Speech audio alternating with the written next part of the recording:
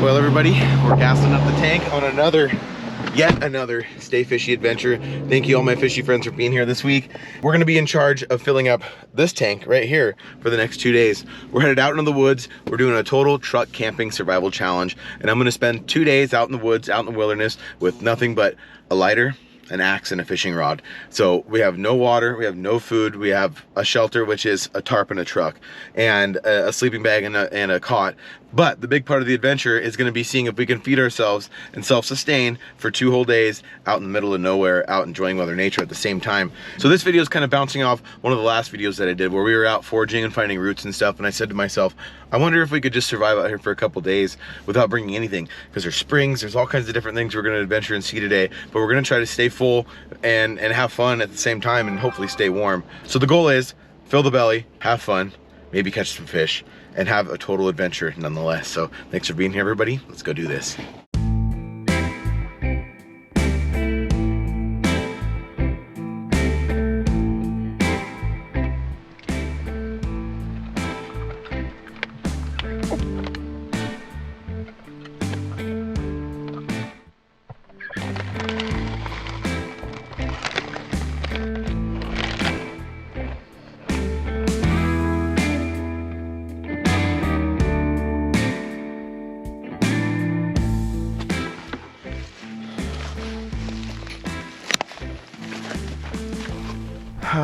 Man, it is so gross out here. It is gonna be one cold night if we don't find any food. And morel mushrooms, again, are my very favorite meal of the year. So everything's perfect other than the weather. We've had some really hot days before this, which will make these mushrooms come up. Even though these cold stretches come through, as long as you have that warm weather before the cold, those mushrooms will pop up. So let's get, ah!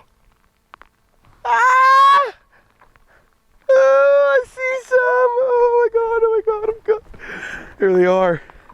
Here they are. Oh, almost smashed him. Look at it. Oh, he's gonna smash him again. Little, you're insane. Here they are, everybody. Morel mushrooms. Yeah, oh, you found them. Now you found them. There they are. There they are, everybody. In the flesh. Morel mushrooms in the ground, in the flesh. Right where they're supposed to be. Yes. Mwah. Food. Now these are called black morels, and these are actually because of the forest fire. There's a lot of different kinds of morels that grow. There's mochillas, which are a very naturally occurring one that grow in deciduous forests with leaves and stuff like that, or pine forests. But the ones that grow out in the wild like this, in the burned areas, are the ones that probably taste the very best. And there they are. And they're resilient to bugs. I don't know what it is, but the way they come up through the ground like that and through the burned material keeps all those bugs off of them, those little things that we call hoppers, as well as these like worms or almost maggots kind of that sometimes get into those when they get too wet. But nevertheless, that's a morel mushroom right there, everybody. First ones on Stay Fishy ever. Yes. Let's keep looking. Now it's so funny because it takes a trained eye to find these mushrooms, and once you find them, you start finding them everywhere because your eye starts picking them up. And realistically, they kind of look like little pine cones. They'll kind of hide under that brush. And on years like this, where you find them in these areas that have been logged before, and just really the soil needs to be disturbed, that's when you start finding them the easiest. And they'll grow in any little nook and cranny that the earth has been disturbed, which in an area like this, they drove all these big machines all over the place, ran all this stuff over, and exposed that valuable mycelium that causes these things to grow. And look at this, they are just everywhere. Guys, we hit the jackpot. Ladies and gentlemen, we are eating tonight. My eyes obviously are locked on the ground. I can't look at the camera anymore because I'm looking at the ground, and we're gonna see how many of these things we can get. What a great start to this video. If you guys like foraging and you like picking morel mushrooms, be sure to comment below, leave those likes, and of course, comment on what your favorite wild mushroom in the world is. We're gonna be doing a lot of foraging here on Stay, almost killed myself. We're gonna be doing a lot of foraging here on Stay Fishy as the years go along, and especially the spring, because this is a very, very good sign that we're already finding these morels.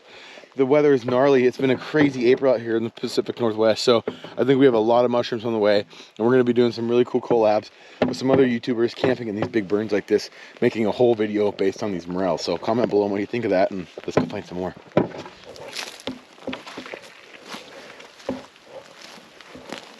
Oh, Oh, oh, oh, oh, oh, oh. We found a meal. This is a hog. This is a hog fish if I ever seen one. Or a hog mush. One of the two. What do you think? What's that one? What do you think of that one right there? That looks like a keeper if I ever seen it. Heck yeah. Can I have a high five? Give me a high five. Let me see your paw. Yeah, high five. Good boy. Yoo-hoo. Stay. Stay. Okay. Good high five. Oh, look at that. That is a thing of beauty, everybody. A thing of beauty. Oh, yes. They're everywhere, dude. I can see them everywhere right here. I can see them everywhere. We're surrounded. We're surrounded by shrooms. Oh my God. I did not expect this, you guys. The weather is terrible. I was hoping to maybe find some. But that is the beauty of Mother Nature and the Pacific Northwest, is there's bounty everywhere you look. And we just found it. We just found it. Let's get to cutting.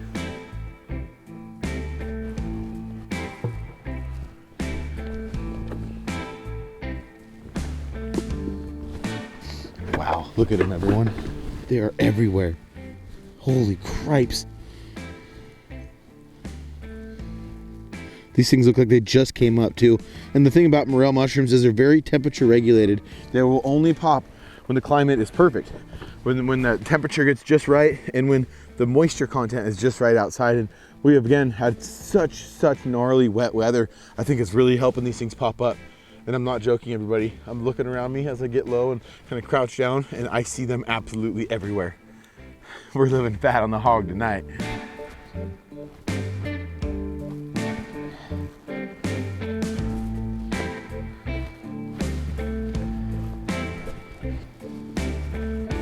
Now, isn't that a thing of beauty? This is what we call a cluster, everybody. And for some odd reason, they'll grow in these patches like this. And a lot of times it takes this disturbance of the soil like this. This is a really rare find. Look at this. Let's count them. There's 1, 2, 3, 4, 5, 6, 7, 8, 9, 10, 11, 12, 13, 14, 15, 17, 18, 19, 20, 21, 22, 23, 24, 25, 26, 27, 30 in one bunch. 30 for 30. I like it. This is our dirty 30 out here. Let's see if we can get them all in one. And it's very important, everybody. Do not be mistaken. Don't listen to people if they tell you it's okay to just pluck these mushrooms right out of the ground. What it actually causes is for these things not to grow back. Look at that thing. It looks like almost like a cluster of crystals. The tastiest crystals in the world. But don't let it be contrary to belief that you can pluck these things out of the ground. It's very important that you get a knife and actually cut these things out and don't pull that root out of the ground, because what will happen is I can come back to the same area in a few days and pick mushrooms right around all these, because the spores are stored in the root of that mushroom. So having holes in your bucket, one, so that those mushrooms can breathe, and so that you can kind of drop those spores as you walk around, you know, while you're harvesting these things, is what will create more mushrooms like you see here. Oh my God, this is so cool.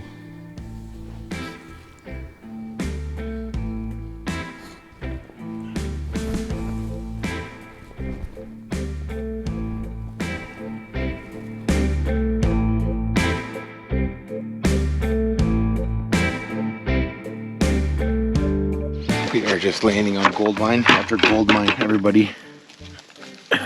They are everywhere. So what I'm doing here, once again, now that I've found the kind of ground and the location that they're growing in, is I'm just again trying to mimic it and stay on these grader tracks. And what I mean by grader tracks is when these yarding equipment, they call it yarding equipment. For those of you who don't know, it's logging equipment, and this is what they drag all the logs out with, and they create these little miniature roads almost, where they drag and create all this disturbance. And once again, why that disturbance is so important in this case is it's tearing up the soil, and it's exposing the mycelium, which is basically a fungus layer that grows underneath all the. Oh, little smell something. What's he looking at? Okay. Let's go check it out. Anyways, Little's on the hunt. He's smelling something. But basically, it's a fungus layer that grows under any layer in the Cascade Mountain range, and that is in particular where we are right now, is in the Cascade Mountains. And once it's exposed or fertilized with any sort of fire or natural foliage falling out of these pine trees or any sort of fir tree or anything with those needle-bound trees, feeds the mushrooms and it feeds the mycelium, and that's what causes these morel mushrooms to grow. And that's in particular why they can't mimic these mushrooms and they can't grow them artificially in a lab or in some sort of controlled environment, because it takes that perfect recipe of nutrients and weather and ground disturbance to cause these things to pop up. So it's a blessing to be able to find them like this. Again, I was kind of expecting to find them, but not in such abundance so far. So I'm really excited. This is going to derail a little bit of this trip. We're gonna have to spend quite a bit of time out here looking for these mushrooms, because it's rare that we find them like this, and I'm not passing up this opportunity.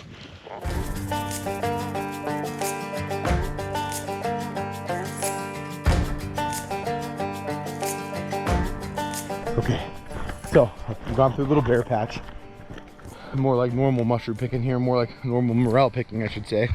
And so what I'm gonna do, I noticed that I'm starting to get onto a face or basically a hillside that's pointing to the north. And a lot of times, especially with morels, are very, very direction sensitive at times.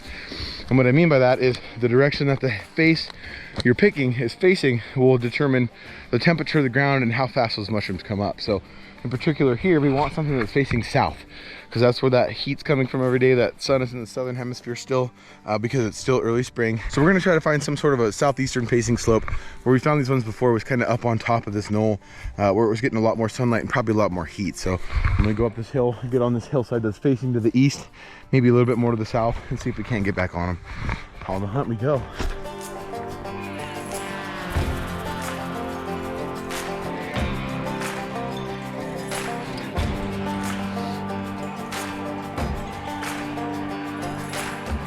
And just like that, everybody, got up to the top of the knoll, facing east, facing south, found a mushroom. I like it when a plan comes together. Into my belly and out of this world.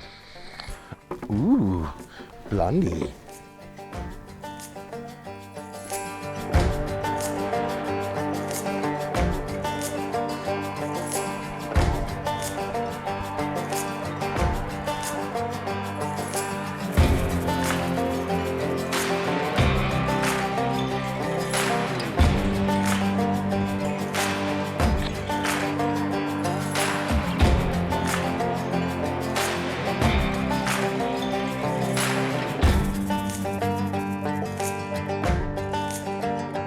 Well, I would say that was an extremely successful first mushroom foraging expedition here on Stay Fishy. Check out this bucket. That is a hog bucket of mushrooms. You can see it's about halfway full. That's a lot of food, and I'm so excited because I've tried to pick these mushrooms, these same ones, on many of the addicted videos and over the years, and I haven't been able to find as many as I did today. So obviously we're going to be back out here doing more of this mushroom picking in future videos, so give me some more ideas and some recipes that you want to see. But tonight we're just eating normal mushrooms. We need to go and find somewhere to camp. We got another couple hours of daylight. We're going to maybe go over to where we want to fish in the morning, because I'm thinking trout is on the menu for breakfast. Trout and mushrooms is going to go really nicely in my belly. So let's get loaded up. Let's get on the road. Let's go find a place to sleep.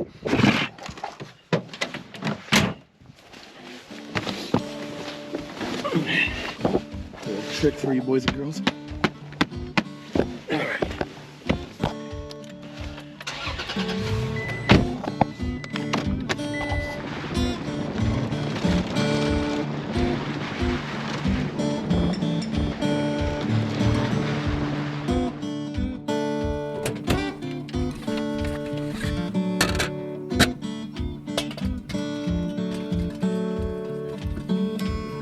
Alright everybody, we made it to camp.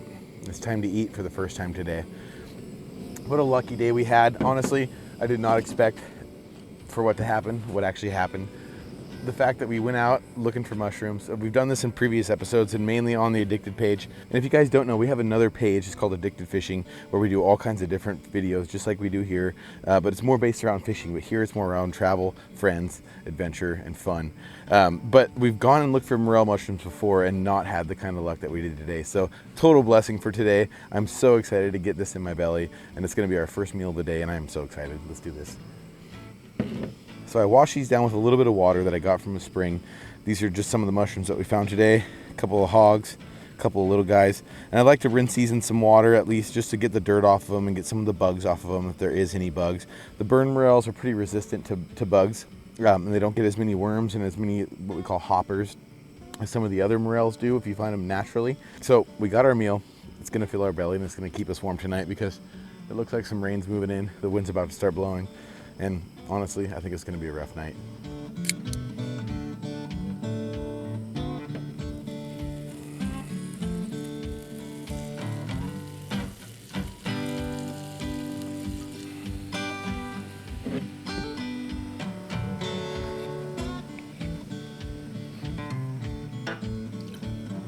One for me, one for the mushrooms.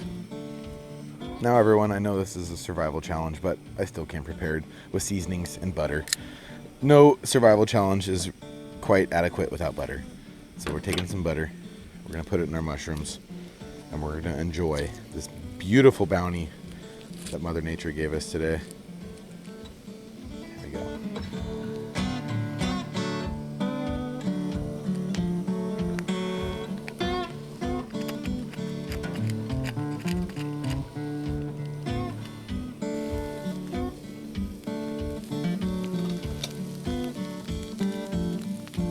Well, it smells like dinner to me. That's what's gonna hold us over for tonight. And who am I to complain? That is delish. The beautiful thing about morel mushrooms and a couple other different species of mushrooms is they are the closest thing to real protein that goes into your body. They digest the same way that beef or elk or any sort of venison or anything like that digests in your belly. And so it's a really good way to hold yourself over. And honestly, it's the best way I could think of to survive for the night. So here we go.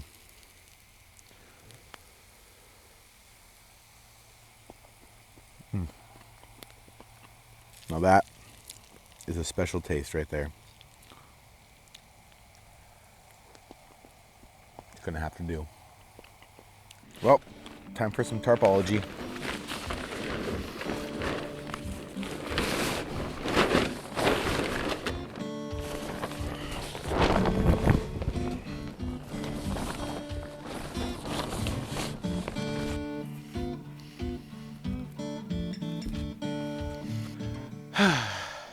Good night, my fishy friends.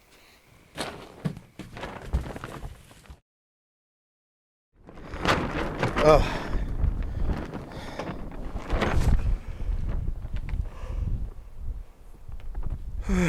Good morning, everybody. That was a rough night. It poured, the wind blew, it was cold, but at least we had a full belly of mushrooms. Unfortunately, because this is a survival challenge, there's no good cup of joe gonna happen here. But we have this beautiful lake right next to us. This is the scene I was talking about last night as we were cooking. And that is where our next meal is coming from. So let's grab the rods, let's head for the bank. Let's go see if we can get breakfast.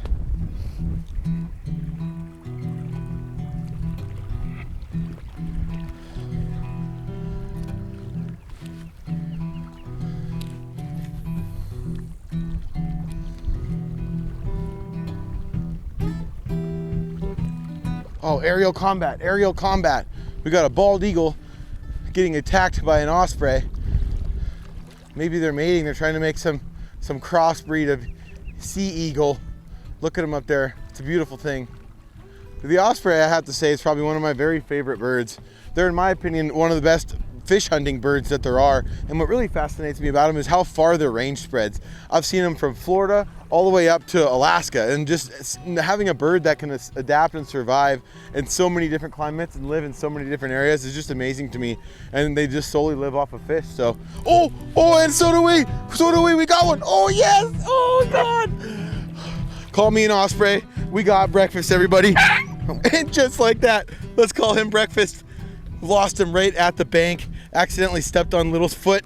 We're gonna put him out quickly. And there it is, everybody. We'll call him eggs over easy. Heck yeah. Second cast. I tell you what, it is bountiful out here. I'm wondering really, I want to ask you guys this and have you guys kind of challenge me as to how many days you want to see me try to do this. 48 hours doesn't seem to be enough. We've gotten plenty of food already in 48 hours, and now we have trout to go with our morels. So I'm gonna see if I can make this a 2-fish meal. I'm gonna get this one processed, bleed his gills, get him ready for the frying pan. Sometimes it pays to be lucky, better than good. And that was total luck. I was sitting there staring at the birds, sniffing the flowers, and then whammy, fish on. Okay, cast number 2. Gotta do it. Gotta see if we can get a pan's worth. That was a lot easier than I was expecting. Could have slept in a little bit longer. That is so neat. I love the springtime. It's my favorite time of year, and mainly just because of what we're seeing here. The fact that we have so many options. Oh, there's another one. Oh, there he was. There was fish number 2. The fact that you have so many options of things to go do. The snow line's starting to recede, and you can get up to those high lakes and those areas around in the mountains that normally you can't get to all winter, or theoretically probably wouldn't even want to be at that time of year because it's so cold. But you can see the snow in the hills, sun down in the valleys, and all in all, it's just a beautiful time to be alive. And boy, aren't we alive. Freaking living off the land, sleeping in our truck. What a couple of vagabonds we are, me and Little. There he is, got him. And this one we're gonna call sourdough bread. Oh, no, oh, there he goes. Oh. Should have named him so early. Damn it. There he went. Let's see if we can do it again. Okay, the Castmaster. So all I'm using here is just my little ultralight rod. I got a little Castmaster on here, which is a very, very versatile bait. Something that you can take and fish anywhere. And the beauty of it is even in a windy situation like this, you can cast the thing a freaking country mile. And it really helps to get you out and into those deeper areas of the lake where those fish are going to be living. Dang it, I lost sourdough bread. That could be detrimental. Come back to me, sourdough. Maybe we can catch his brother, whole wheat. Whole wheat's a little bit bigger and stronger. And all I'm doing is just kind of giving this thing a little flutter. The old twitch, flutter. And I'm letting it fall about 2 to 3 feet each time. Then I'm giving it a nice little twitch, making that spoon spin in a couple of circles and then fall again. It kind of gives that erratic, kind of dying presentation. Oh God, there he was. Kind of that erratic, like dying, like wounded fish presentation. Dang it. And those trout obviously could not help themselves. Oh, son of a gun, that was a good one. Slammed it. Son of a gun, dude. Did I miss my only 2 chances?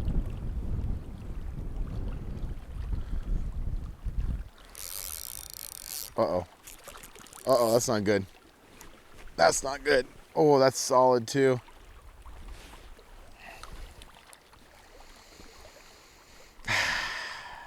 Well, the Castmaster did his job. We got eggs over easy.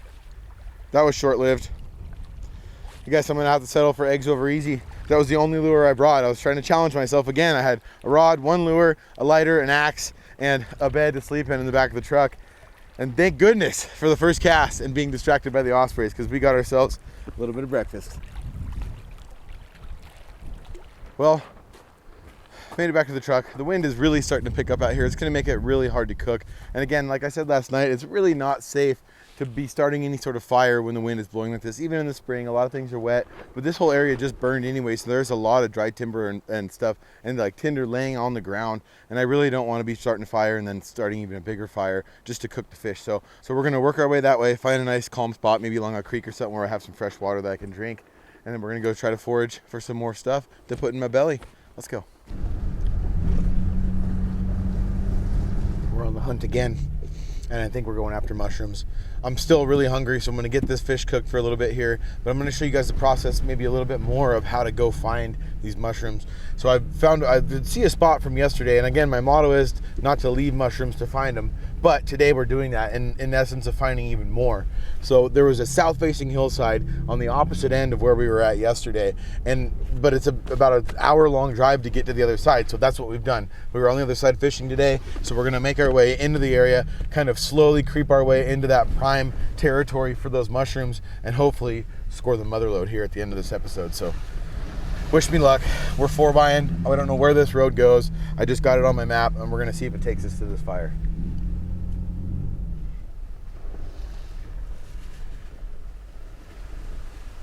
Damn it. Typical Forest Service blocking off roads. There obviously is a reason they don't want people back there, so we're not gonna break the rules and go around that gate. But this fire is big enough that we can go to another end of it and try to find a different road. We just start picking the roads, start going down them, see where they lead.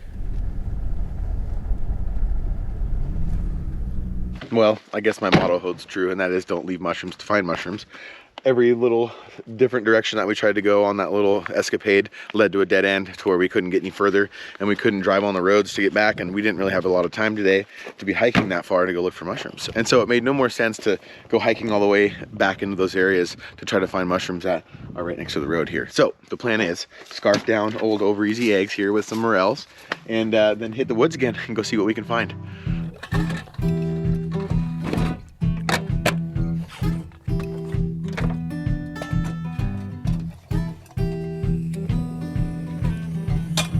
Old eggs over easy sure looks tasty. Oh, eggs over easy. You look so tasty. Something to be said about appreciating your meal and giving thanks to the meals that give themselves up for you to survive and you to actually have some sustenance and eat. Gotta say thanks to this fish. Gotta say thanks to the creator and Mother Nature. And thanks to you guys for being here along for another Stay Fishy adventure. I want to see down below, I want you guys to try to challenge me a little bit and see how many days you think that I could actually be out here living off the land and living out of the back of the truck. It'd be a little brutal, but let's see those comments. I want to see some of your guys' opinions and some of your ideas on what we should do with this sort of idea of going out and seeing what happens and how long we can last out here living off the land. But even in the longer challenge, I'm still bringing butter. Nothing says survival can't taste good. Let's go with a little Montreal seasoning on this. Score those. Kind of help get that seasoning in there too.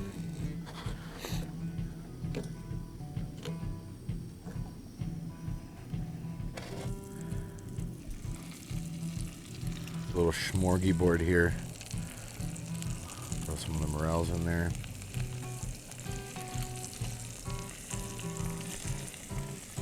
This is surviving in style, everybody.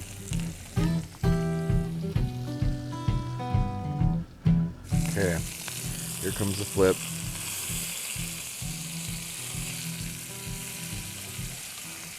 Man, that looks good. Oh boy. My belly is grumbling. That is a treat of sorts. Man, I could keep doing this for a while. I'm loving it. Nice and hot. And absolutely delicious. Wow, those go so well together. Wow, what a treat. I'm gonna need some energy to go out and put on some miles again looking for more mushrooms, but that is amazing. What an awesome couple of days it's been. There's something to be said about the taste of something that you fend for yourself and provide for yourself, like wild mushrooms or like a trout that you catch out of a lake. And it really kind of makes a camping trip like this even more memorable. You remember those little experiences and all those fun times and laughter and those pivotal moments of when you actually got some cool things to eat on the trip, and it makes it that much more of an experience. That is so good. Nothing left but the bones. Well, as expected, we didn't make it far from the truck before striking the mother lode yet again. And I am loving this. I can't help myself but to go hard when you start finding morels like this. There's some there, and there's some there. And that one right there is what brings up my next topic. Oh, man. I spilled the bucket. Dang it. I hate spilling the bucket, guys. That means bad luck. That means I'm having bad luck. Oh, my mushrooms are dirty now. Dang it. Well, anyways, back to what I was saying. This is going to be the end of this video, and leading into the next one, I'm going to show you guys a little bit of a sneak peek on what's going to be happening in the next video that you're going to need to tune in for. And it's this thing right here. Look at this hog. Look at all that room inside of it. I got a few of the other big ones that I've saved and that I'm going to try to find out here today that we're going to be doing a little clip and cook, we'll call it. And we're going to be doing some amazing and some absolutely delectable stuffed morel mushrooms in the next episode. So I'm gonna have a really cool recipe waiting for you guys. So be sure to tune into that. And I wanna thank you all again so much for tuning into this Stay Fishy adventure. I hope you're enjoying these episodes, and be sure to be commenting down below and interacting with this video and hitting that like button so that these videos get out there, more people in the world get to see them. And once again, thank you so much for tuning into this week's adventure, everybody. Until next week, you all stay fishy. We'll see you out there.